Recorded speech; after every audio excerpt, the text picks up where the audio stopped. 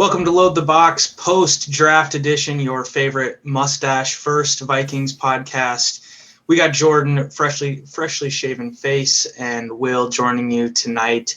We're going to break down the 6 draft picks that the Vikings selected last weekend, as well as touching on a couple of the undrafted guys that Kwesi and company brought into the building. But I think, Jordan, maybe just the first thing to kick things off, overall reaction that you had, Saturday evening after the dust had settled and we had 6 new Vikings. Kind of where were you at? Where are you at today with the overall draft class?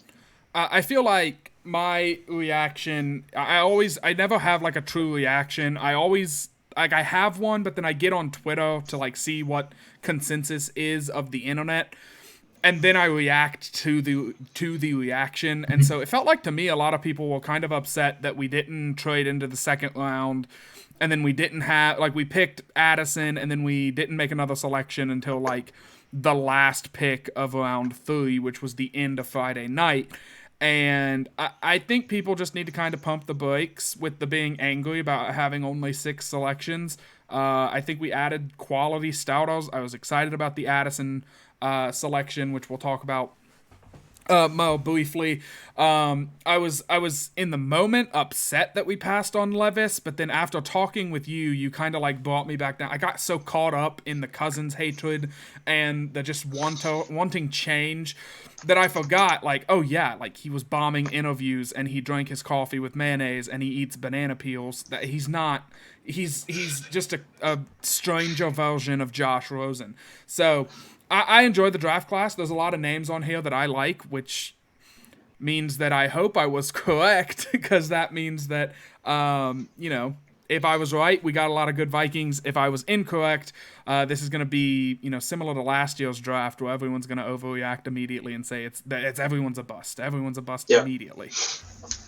Yeah, and something that you mentioned there, the distaste for the fact that we only came home with 6 draft selections. Friend of the show, Dustin Baker, was on last week to talk about, prepping for the draft, I guess. And one thing that he mentioned a couple of times over the weekend was, yes, we only had six new players at the end of the weekend. However, if you add in all the players that were acquired via trade from previous draft selections, etc., you can sort of throw in TJ Hawkinson, a Caleb Evans, Ross Blacklock, and Jalen Reagor into this draft class, which obviously doesn't just work that way as a 1-to-1. But if you think about it that way, you have more of a well-rounded 10 guys over, just the 6 that came home with us on Saturday night. So it's all a give and take. The draft is one way of building a team. So is trading. So is free agency. And so is pulling in guys like these undrafted guys. And we'll get to them a little bit later. But I want to get your thoughts on Jordan Addison. I've had some people come to me and sort of act surprised that we, for one thing, didn't trade up and get a quarterback, and for another thing, take a wide receiver with our first pick. The glaring need is defense, as it always seems to be. And yet we go get a player at the position that we have the best one in the sport. And so from your perspective, how does the Jordan Addison pick make sense, and where are you at with him joining this receiving core? Yeah, so Addison was a strange one. Going into the season, I feel like he was consensus number 1 receiver, maybe Smith and Jigba, but it was him. Those two were kind of the top 2 guys. And for some reason, ever since Laquan Treadwell, whenever I see someone at the beginning of college football projected to be the top wide receiver, I kind of sour on them immediately. Without even watching them play. And so that's what I did with Addison. And then I started watching tape of his and highlights and all that in the draft process. And I really like him as a player. I would be upset if we didn't have Jefferson and we were bringing him in to replace Stephon Diggs. And, and we didn't have Adam Thielen. And we were back to square one, where it was if KJ Osborne was our number 1 going into the draft, I'd be very upset as we record this on a Monday night.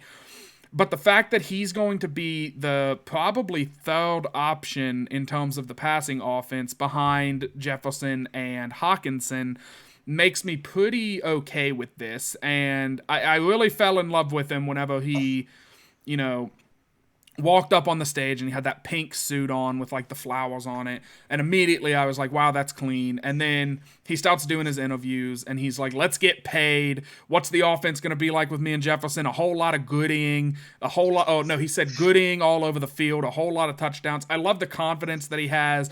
I love the confidence that O'Connell seems to have in him whenever he said, I told you we were going to get you, like one way or another, you were going to be a Viking. So it seems like he was kind of that guy. We didn't get the infamous, laughing at, the Eagles for passing on Jefferson moment where everyone was like, oh my gosh, they didn't take Justin Jefferson, put the pick in. They let the clock run down and they kind of, played it a little slower and a little bit more professional probably, but I love it. I absolutely love it. Now, this may bite us in the hind end if he's a good wide receiver, but Joey Porter Jr. ends up being an elite defensive back in Pittsburgh. Yep. That could definitely bite us. But I'm going to trust the front office, and I like leaning into a strength and leaning into, look, we're an offensive team. We have an offensive coach. Brian Flores, we're going to try to have him work with a suboptimal player base. Rosto, and we're going to hope that he can pull every bit of talent out of them and make us a top half of the league-ish defense, and the offense is going to hang 35 to 42 a game. Good luck. And I kind of like that idea. But I was convinced we were taking Will Levis. It was like, oh yeah, he fell to us, and the Vikings seem to have loved him. I was convinced, and I kind of got excited about it, and then I very quickly got very relieved. Felt like there was a weight off my shoulders, and so, I don't know. I'm excited to see him play. He's only going to play for 5 seasons here. I'm just telling you that right now. If he's good, he's going to go get paid. I can already tell, he wants money. The first thing he said as a Viking was, let's get paid. So I know what he wants, and he wants money, and he's a typical wide receiver, so I'm very excited about him. I love those guys. Yeah, and you mentioned, the passing on top flight defensive backs, and obviously there's an opportunity cost with that. You take a strength and or you play into that strength, like you said, and then you lose out potentially on some of these guys who could really hit. We even saw that last year with how Christian Watson really started turning it up at the end of the season. We ended up basically giving him to Green Bay with that trade. Jameson Williams, LOL. He's going to be a good player after he serves his suspension here, but another guy that the Vikings sort of missed on, if you will. But I just wanted to point out that, first round isn't the only place to get talent. I mean, even just looking at defensive backs, Tariq Woolen from the Seahawks last year was in the running for Defensive Rookie of the Year. He was a 5th-round selection. Yep. So by no means does that just mean that any late-round defensive back is going to hit like he did. But just because Blackman and Ward were 3rd and 4th-round picks doesn't necessarily rule them out to be, a top-flight defensive back in the future, even the near future. So agreed. And with Addison, maybe just one thing that I'll add on there is I think a couple things that stood out to me were, one, he seems to have, although he definitely has this, let's get paid mentality, he comes from a huge family. He's got 6 brothers, 3 sisters. And one of the things that was mentioned during his interviews was how once he got his first contract, he wanted to move his entire family into one neighborhood so that they could all live near each other. So to me, that tells me he's a family guy. He is group oriented. Yes, he wants to get paid, but I would imagine that a lot of the reason why he wants to get paid is because he wants to provide for his family. When you got 9 siblings, there's a lot of mouths to feed. And so I think he probably sees that as an opportunity for him to provide for his family. And also, you can already tell that he has some stars in his eyes in front of Justin Jefferson. And so he's going to be going in there looking to learn, looking to be a part of the group, a part of this family, yes. To use that same theme. And you mentioned his confidence. The thing that was really it kind of caught my ear, if you will, during his press conference was he said from the first time he put pads on, he envisioned playing in the NFL at age 5. And sure, a lot of us did as, little squeakers. My dream as an 8-year-old was to be a center fielder in the major leagues. Obviously, that never happened. But for him as a 5-year-old to be able to envision that, and then as a 6-year-old to write first-round draft pick on his whiteboard, he had this dream and he went after it. And so he's going to be a hard worker. He talks about running routes like it's a work of art. So I think we have an opportunity to watch another guy really become an impact wide receiver on this team. We have a great wide receivers coach in Keenan McCardell. And so I think sky's the limit for this guy. I think, his size everyone's concerned about, but I'm not too worried about that, frankly. I mean, you got little guys running all over the place. So the size doesn't bother me some. It's similar to like quarterback size. Like Bryce Young is the extreme end of the spectrum, but like people who get bent out of shape over like a 6'1" quarterback, it's like he's played that way his whole life. Like he's always been little. And he went to like a Division I school and clearly dominated it enough to like he can.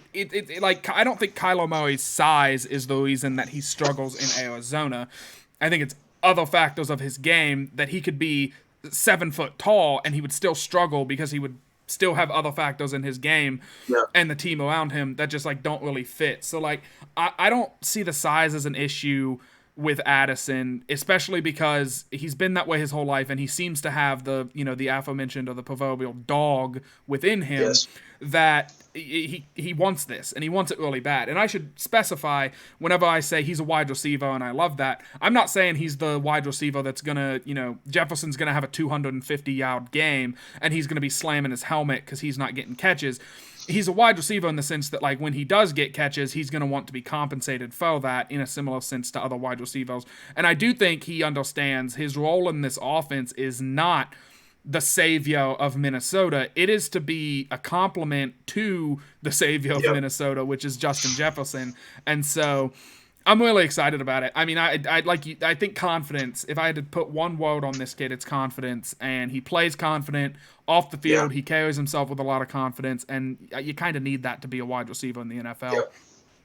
You could also tell from his introductory press conference that yes, he's got the confidence, but he's also got I guess I would say, appropriate level of nervousness. And something that I really appreciated was he answered every question directly. He didn't add a bunch of fluff. But you could tell with those very short, very direct answers, you could tell he was a little nervous. You could tell he was kind of like, oh my gosh, I'm a first-round draft pick in the NFL. Yep. And so I think there's a level of humility there that maybe he's not going to project, but you can tell if you just listen to him. And I like it. I mean, you like the combination of confidence and humility.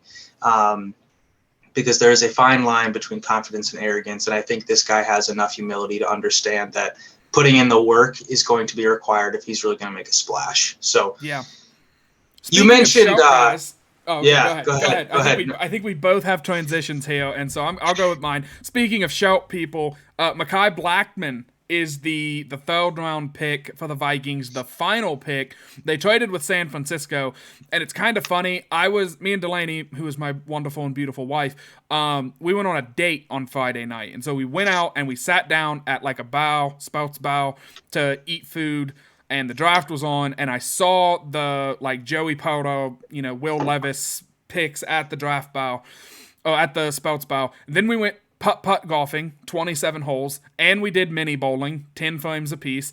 And then we drove home. I got home, changed, and put the draft on my TV, and then the Vikings selected. So there was a whole chunk of time between selections for the Vikings, which did include a move back where they got more draft picks to add some depth to this team. And they end up going with Mekhi Blackmon, who's 24 years old, out of the University of South Carolina. They love, the South Carolina kids, I guess. And he's 5'11". Southern California, USC. I said South Carolina, didn't I? Yep. I'm an East Coast guy. You got to cut me just a little bit of slack. Yes, no, the University of Southern California. I appreciate you. But he's 5'11". He Also, just seems like the kind of guy who, has a little bit of the dog in him. He's kind of feisty. I love that. I think I've said on this show before, I want my cornerbacks, either like 5'11" or 6'5". There's no in between. I don't want a 6'1" count. No, I want the little guys and the really big guys. For some reason, I just feel like they work out better. So I'm really excited about Mekhi Blackmon. I didn't do a ton of like study on him because he never came up in like mock drafts I was doing, so I didn't really see him as an option. Some of the experts were saying he was maybe a little bit of an overdraft, but this to me has Brian Flores' fingerprints all over it. It feels like this is a guy he came in once he signed on the dotted line to be the DC. They started saying, so what are you looking for in your defensive backs? And he put on Mekhi Blackmon tape and said, this guy. I want guys like this. I would love if you drafted him. He's going to be available later. I like guys like this. So kind of feels like a Brian Flores pick here, and I think Minnesota's kind of at his mercy in terms of defensive talent. We kind of have to have to trust him because he's been successful at it. So I really like the pick.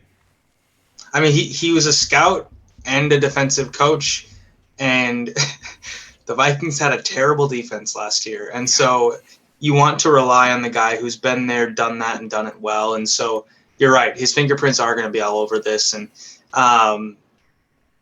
very aggressive man corner. That was something that is maybe a trait that is a skill and also a potential weakness if he gets flagged a lot. But you love to see it, and you love to see, as you said, the fight and the dog in him. He was a 0-star recruit. Normally it's a scale of 1 to 5. He didn't even get a star, and so he had to really work his way to a point where he got to go play at a Division I school, which was Colorado, for 4 years. And then he had 1 year at USC with Lincoln Riley, and then also obviously going up against Jordan Addison in practice. But he's someone, similar to Justin Jefferson. Again, that guy keeps coming back up, where low-star recruit had to really work his way to get there. And, the book is still unwritten with Mekhi Blackmon.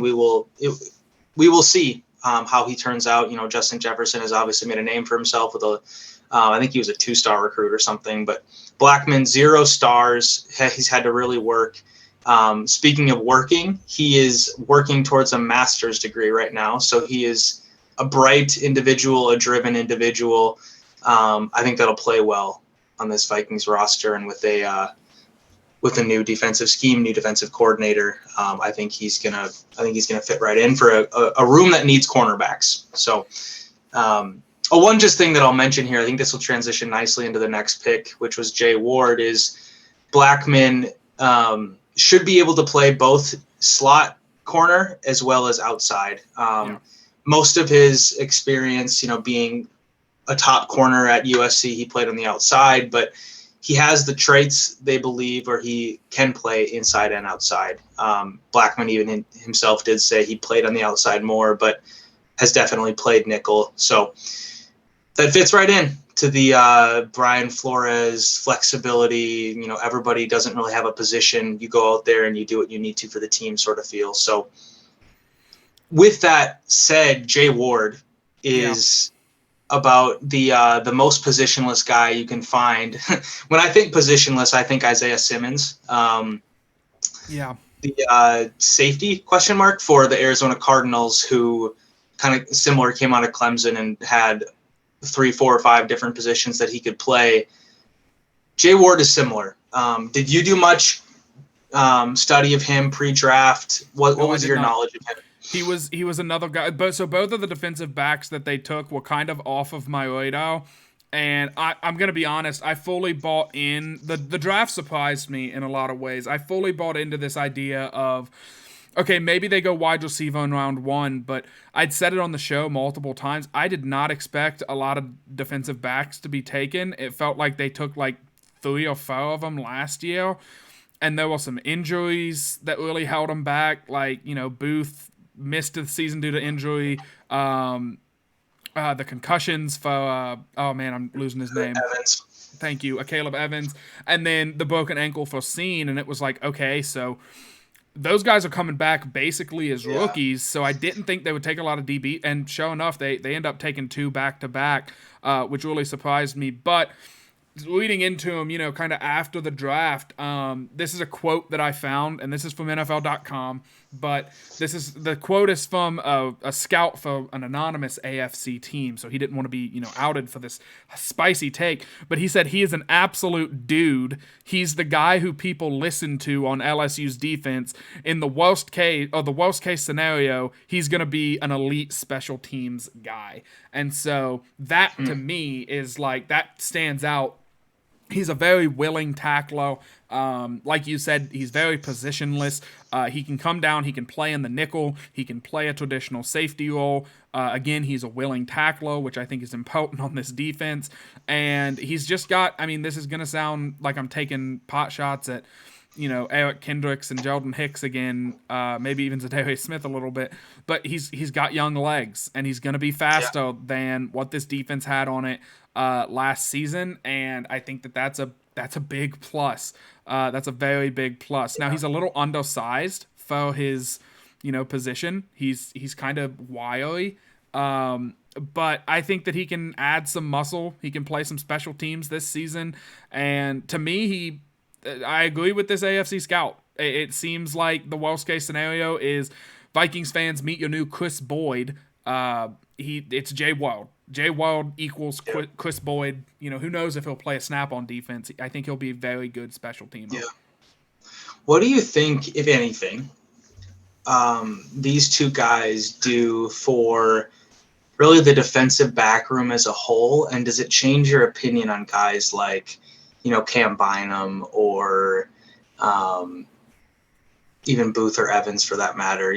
What snaps they will see, what positions they might see, because having this flexibility is huge. But is it too early to tell? I don't know. It probably is, but what do you think about that idea of it's a more complete room now, but these guys definitely shake things up a little bit, probably in a good way? To me, it's scary. It feels like, to me, like I said earlier, the 3 defensive backs we took last season kind of had those seasons ruined by injury. So we can look at 23 as their rookie years. And that's cool, but we don't know what we're going to get. We don't know if Andrew Booth is actually terrible at football like he looked like in the Dallas game, or if that was a scheme thing or what it was. We don't know if a Caleb Evans can keep his chin tucked and not get concussed every other game. Like, there's too many question marks in that room, so I like that they're taking defensive backs that have experience playing safety. If, maybe Jay Ward shows out in camp and owns a scouting safety job next to Harrison Smith. I doubt that, but maybe. Maybe, Mekhi Blackman shows that he can basically be a Duke Shelley replacement, and he can step in on the outside, and we can have the guy Byron Murphy step into the slot, and he can play the slot where it seems he's kind of comfortable. And then we can have 2 young guys on the outside. It kind of feels like the whole just grab a handful of darts and throw them, and one of them's going to be a bullseye, and you're going to feel really good about it. And that's scary, because what happens whenever all of those darts go haywire and they all land, 0, 0, 0, 0, 0, and all of a sudden we don't have a defensive backs room again? It's a scary thought, but I do like that they're just getting tons of young talent, and they're saying somebody's got to be good, and then we have Byron Murphy. And hopefully Brian Flores can scheme up a way that they can't beat us on our third best defensive back. So I like it. I like the strategy that they employed.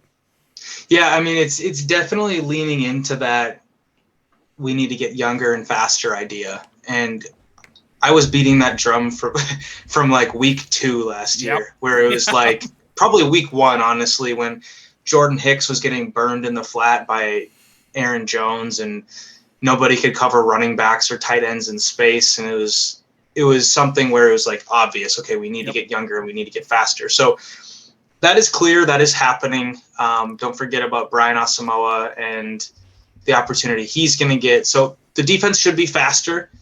Does it mean they'll be better? That will remain that remains to be seen. But I think the idea of getting younger and faster is attractive, and it has to be the place to start, like you said. Yeah.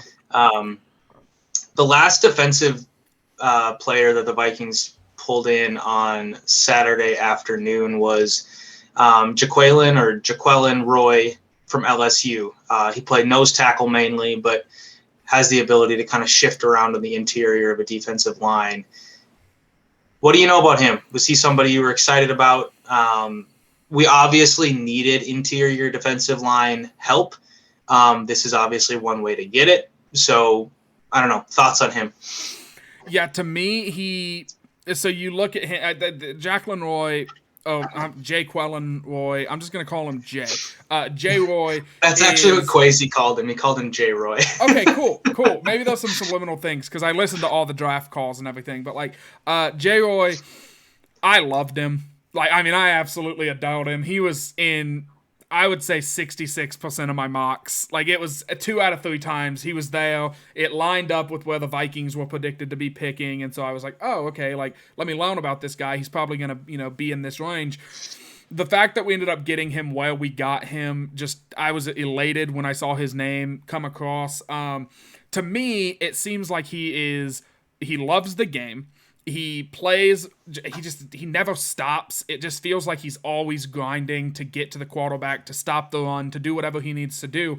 And his weaknesses are, he doesn't he's never had an NFL defensive line coach say, hey, this is how you're supposed to do things. This is how you need to put your feet so you don't get blown off the ball in the run game. This is what you do with your hands so you can get to the quarterback faster. I think he's going to pick that stuff up really quickly. I think he's going to be a rotational piece in year 1, and he might be a starter next season. And that's I try not to say these things about mid-round, late-round guys because, everybody wants to get excited about them, and then they end up being practice squad guys. But, I truly think that Jay Roy is, a very good football player, and I think that he has ridiculous. This is a weird thing that I saw on every mock draft site that I looked into him on, and everything I read. He has ridiculous stamina. He can he doesn't come out of the game very much, and he doesn't really get winded for a big guy. And so a 3-down defensive tackle that never stops trying his, giving 110%. What was the old Randy Moss quote? I don't try on plays where I know I'm not getting the ball. No, he's just always, he thinks he is the guy that's going to make the play, and he's always acting like it. And that's not him being stupid. That's just him saying, look, if I do my job and the ball comes to me, I'm not going to be the one that F's it up. I love Jaquelin,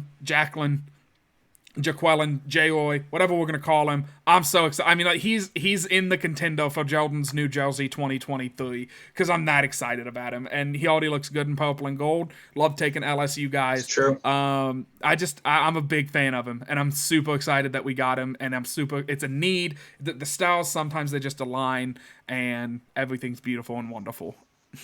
Well, you heard it here first. So if Jay Roy hits it and is a key contributor on the Vikings in 2023, we can give Jordan his flowers because sounds like you saw him coming first, and it's like you and Kwesi were on the same page. I do want to say, I started that take, and I was very particular about it. I said he might be rotational this year. Next year might be the year that, because he's a late round guy. He's raw. He doesn't know where his hands go. Yeah. There's some movie where someone's like, what do I do with my hands? And they keep putting their hands up. He needs to be taught some things, but it's there. It's there. Yeah. It just needs a little bit of chiseling, and it's fine. And I love him. Yeah.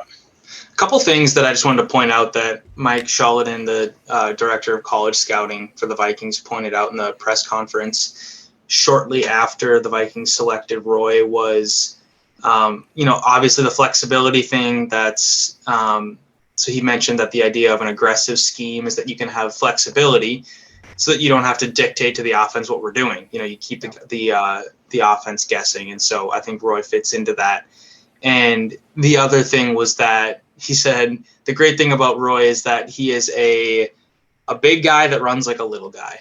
Yep. And so he said, those guys are not a dime a dozen. There's a few of them. And so if you can get one, you can go get it. You got to go find them. And it seems to me like that's kind of how they view Roy. So there's something to be excited about for sure with Roy, another LSU draft pick for the Vikings. Tons of them in the last few years. Yeah. There was Jefferson, there was Ed Ingram, and now these two guys. So we need to briefly touch on the last two picks, Jaren Hall BYU quarterback, as well as Dwayne McBride, UAB running back, 5th and 7th round selections, respectively. McBride had to wait till, the very end, 7th round, to hear his name called. But those two guys are officially NFL players. And maybe just really, we should probably hit on Hall first. I know you were ecstatic. Many people love the pick. Kwesi he said he's feeling still surprised that Hall was available in the 5th round. Yeah. So you did a lot of work on this guy. You were banging the drum for him as a, mid to late round selection. The Vikings got him. He's in the building. He's here. What excites you the most? So what excites me the most is the potential ceiling. And I thought about this all day at work. Do I come in and do I say my AirPods are like messing me up? They're like doing the spatial audio awareness, whatever. Do I come in and say this guy's ceiling could be Pat Mahomes, but anybody's ceiling could be Pat Mahomes? If you hit on somebody and they're ridiculously, no one saw Pat Mahomes being Pat Mahomes. They saw him like, oh yeah, he's got good arm talent. He could be good. And then he turns into that. I'm going to give realistic ceiling. And the flow for him is Kellen Mond. Bad, can't make the team. He's a practice squad guy, barely gets called up. Everyone's like, why aren't you using Jaron Hall? And the coach says, like, have you guys don't watch him practice? I do. He's bad. And then he makes a miracle play in the preseason where he runs around for 15 seconds and then he throws the ball 15 rows up into the bleachers. So that's his basement. I think his ceiling is like Dak Prescott, where it's like he is very productive. He is not necessarily like this all-world, holy cow, can you believe this guy? He's going to be the greatest to ever do it. But you can win some playoff games with him, and while he's cheap, you can win, you can build a team around him. Maybe he can carry you into a Super Bowl. Maybe he can be more than that. I'm going to give a low ceiling here. I just really like him. He's kind of undersized. He's grown up. I like that about a quarterback. He's married. I'm pretty sure he has a daughter. He did a 2-year mission, before he started college. He's the ultimate professional. The way he answers questions. I listen to interviews. Like, that's one of my things I do with quarterbacks. I'll listen to a lot of interviews that have 200 views on them. Yeah, and so I've listened to a lot of interviews from him. He's super high character. He understands the game. I think he was a shortstop in baseball, so he does have some arm talent. And he does have some arm talent. He played last year with, I think it was his ribs were banged up, and it was you could tell that his ribs were banged up. Some of the balls he was trying to push down the field just kind of floated and got picked off, and the production kind of dipped. But going into last season, and I know I said I hate this about Will Levis, but let me be hypocritical for just a second. Going into last season, he was like a guy where it was maybe he can play really well and we could have another Zach Wilson on our hands, which is funny because they both went to BYU. But, this kind of smaller school guy who has all the arm talent, a little undersized, and he ends up going top 5 because he just blew everybody away. And then he got injured and he had to deal with that all season. He played through it, so props to him for that. But look, I don't think he's taking Cousins' job this season. I doubt he takes it next season. He's probably a developmental backup that's going to be on the team until his rookie deal expires, and then we'll let him go. But, who else are we going to get in the 5th round? Come on. Yep. Take the flyer. I expected him to go in the 3rd or 4th round.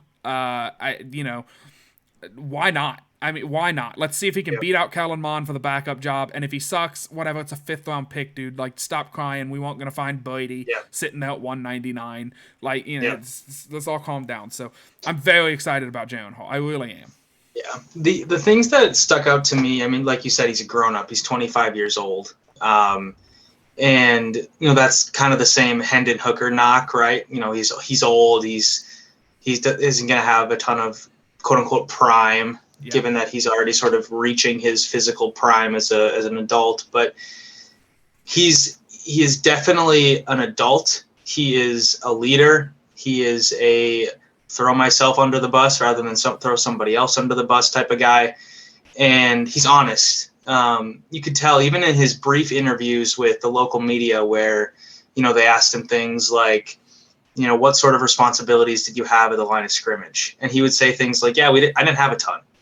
And it's just kind of like, oh, he's being honest. He's not out here trying to say like, yes, I, commanded the offense in this, and that way.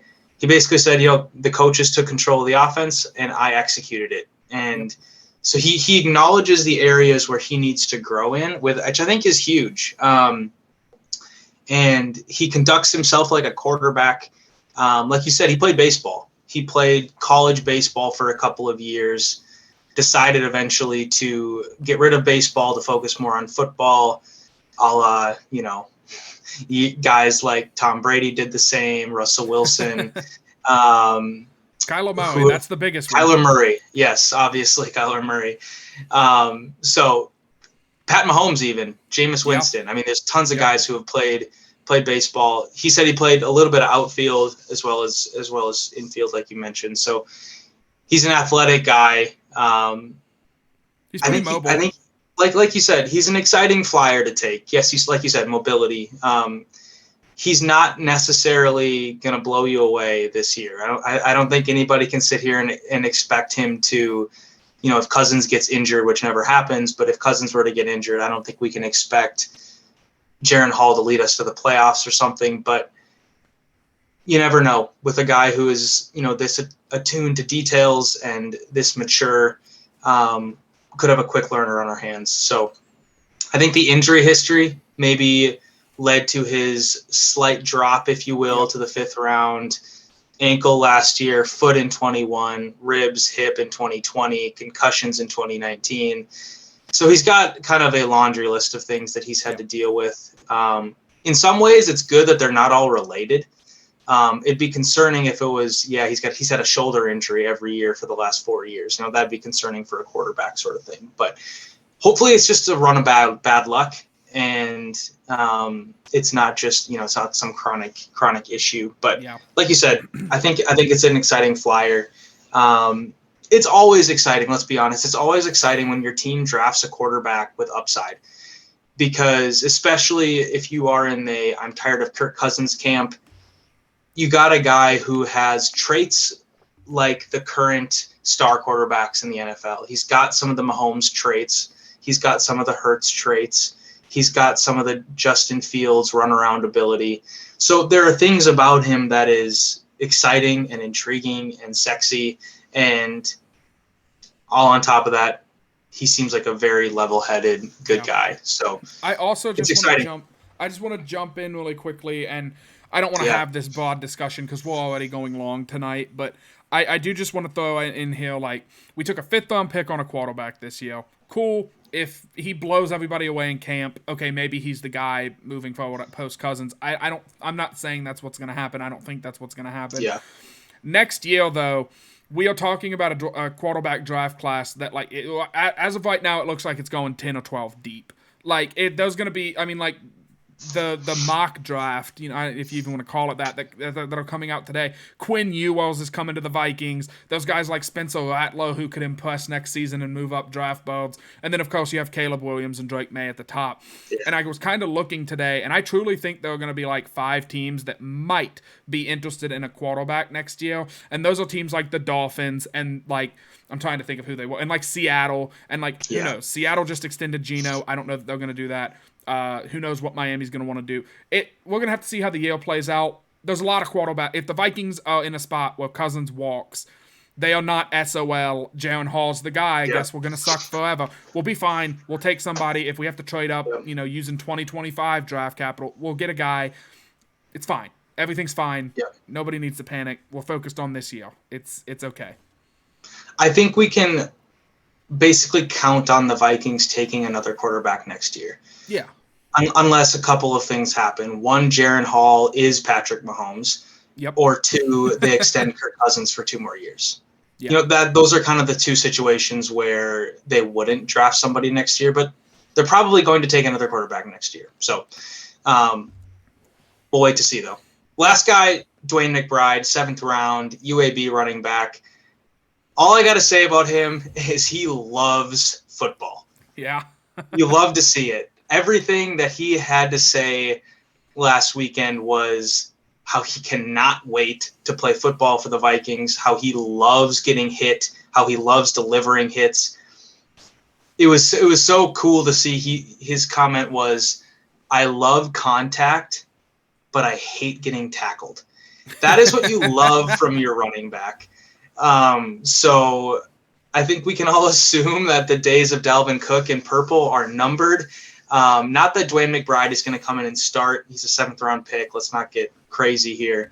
But if you add another running back to that room with Ty Chandler, Alex Madison, plus or minus Kene Nwangwu, there's not really room for a $14 million running back. Yeah. So anyway, Dwayne McBride, I don't know if you have any thoughts on him. I loved hearing him talk because he's going to grind and he is going to love putting on the pads in training camp and all that. So he's going to be a fun player to watch and follow. No, he's a football player. And I enjoy that I was shocked that he was still there. It got to the point on like day 3 where I was playing video games and I had the draft on, and I hate that they do this on day 3, but they'll go to commercial and then they'll just say like, this team takes this person, and then they move on. And I hate that they do that. Like, announce it so I can hear it, because I'm not actively watching. Like, I'm trying to do this passively. And so, I guess it doesn't really matter because it's day 3 picks. A lot of these guys are UPS drivers. But correct me if I'm wrong, Dwayne McBride led the FBS in rushing yards last year. He had like 1,700 rushing yards last season, which was the most of anybody.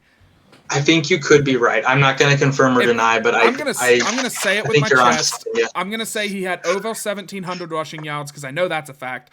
And he led all of college football in rushing yards. I'm saying it with my chest. If I'm wrong, whatever, who cares? He's a good back. I mean, you question the level of competition that he went up against. From what I've heard, I didn't do a ton of like Dwayne McBride scouting, but not necessarily, the Alvin Kamara type of, the Christian McCaffrey, catch the ball out of the backfield, line up in the slot. He's more of the 2-down, Mike Zimmer pound the beef type of guy.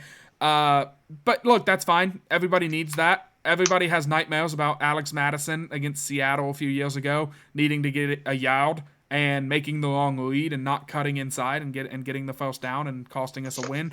So maybe Dwayne McBride makes that play. Maybe he's like a 3rd down power back-ish type of running back. Alex Madison runs the thing. I think what this draft pick means, other than we added a draft, there's no way Dalvin Cook is a Viking next season. I would be shocked. We've already paid one running back. We've drafted a running back. He's gone. I mean, he has to be gone. And I think the Dolphins are kind of playing hardball with the Vikings, saying cut him and we'll sign him. And the Vikings are saying just give us a 6th round pick. And the Dolphins are saying no, you're not gonna keep him. Cut him. We know it's coming. So we'll see what happens with the Cook situation, but let me just really quickly say, Shop Unified, follow the show at LTB Vikings on Twitter. Follow my wonderful co-host at Will Bad Lose. Check out the Bad Loser blog, as well as check out VikingsTerritory.com and PurplePTSD.com for all of just the wonderful Vikings news and analysis. We're about to hit a slow point in the season, which kind of stinks. We're gonna be giving you shows for the next couple of weeks talking about like the NFC North draft and talking about the UDFAs, which I don't think we have time to get into tonight. Do you want to briefly, or do you want to just? We can maybe look ahead, do that next week. I think that's fair. There's a couple guys, like you said, before we started recording, that we will for sure want to focus on next week. Ivan Pace from Cincinnati, linebacker, and Andre Carter, outside linebacker, edge rusher from Army. Those two guys, many thought that the Vikings were basically stealing them as undrafted free agents. So it felt that way. Those are guys that I think we want to make sure we talk about. And we'll discuss all of the UDFAs, and some of them are guys that I did not look at all. Some of them, like the guys you just mentioned, are guys I thought were going to go much earlier in the draft, and they ended up not getting drafted. So we'll kind of discuss those guys next week. But other than that, go Reds. They play in 20 minutes because they're on the West Coast. And go Lakers. And I'll hit a skull. I'll hit a post-draft skull. But it's the slow season. It's the slow season for sure now.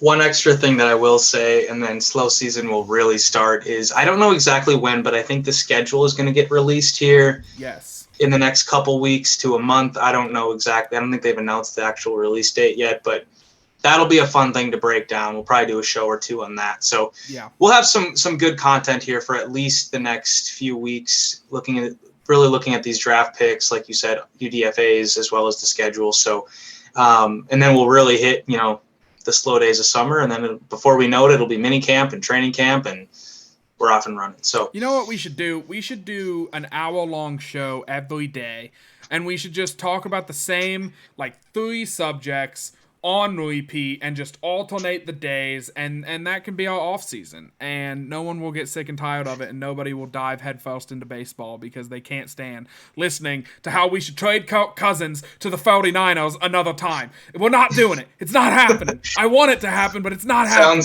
Sounds like every other national show out there. So Yes. We'll keep it real here and keep it local. Yeah, something like that.